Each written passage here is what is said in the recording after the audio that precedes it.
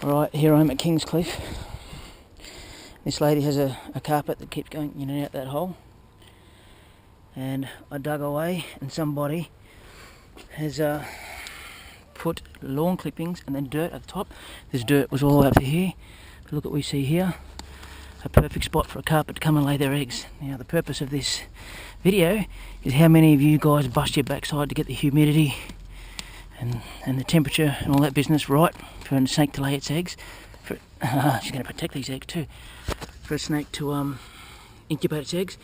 This is as dry as a bone, but the lawn clippings, when they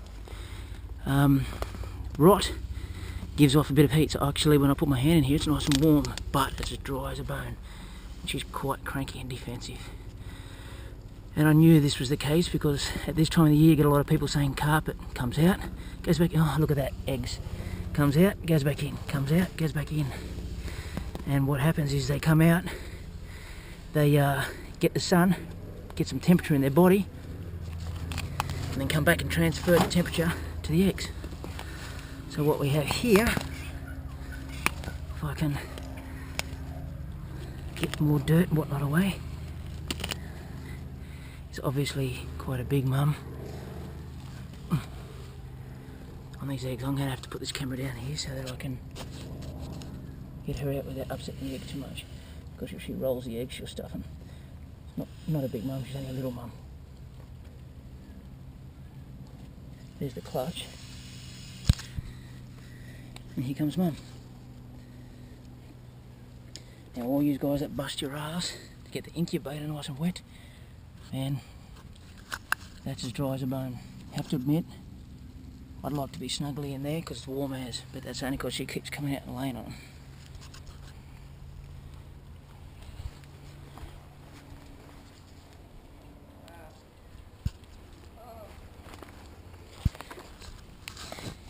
Now she would have kept, she normally would have lived in your ceiling, and she would have kept coming down here and poking around for a spot to lay the eggs. And quite often I get people ring me and say I'm worried about a snake laying the eggs in my roof.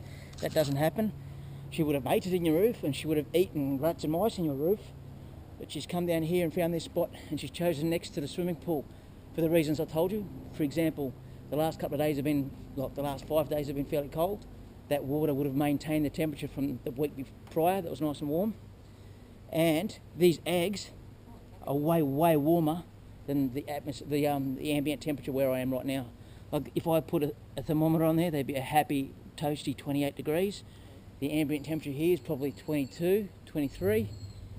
It'd be about 24. So she goes under there after getting her body nice and warm. She wraps around them, transfers the heat, and then she shivers, and she can actually, although she's a cold-blooded animal, she can raise her temperature by shivering. Yeah. And it's quite amazing. She would have done that for about 50 odd days. If you keep them in an incubator at 29 degrees perfectly, it's about 53 days, thereabouts, give or take a day. But because of the fact they would drop a little bit and raise a little bit in temperature, it'll probably go for a bit longer. The reasons why I did this video, there's many a snake breeder out there that tries so hard to get the water, the humidity right. That's as dry as a bone where she was. Absolutely as dry as a bone. And that's I often see that, and I laugh when I see all these people getting perfect humidity and perfect temperature. I reckon you could sit eggs on top of your cupboard. 3 weeks ago because saw it, so. Yeah. Well, some of the eggs have failed, which is natural. Yeah. And it looks like she's been on them for about a month because they're dipped in a little bit and they're nice and dirty from her going backwards and forwards. Yeah. But anyway, I better stick her in the car and. Well, by law we've got to release these guys. Yeah. Obviously she can't sit at my house and look after them, even though she's covered in ticks. But what I do is I go and release her, stick them in the incubator, and I have a special permit to rehab. Okay. So when these guys hatch means I'll have to take a drive down to Kingscliff and let them go. But you know, that's how it works.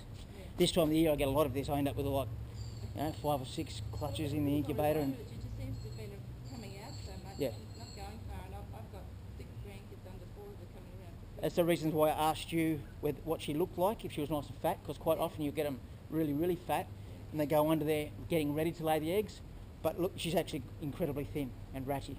And for her length, she'll be 2 or 3 times as thick as that. But anyway. I thought she was quite fat. Yeah. Anyway.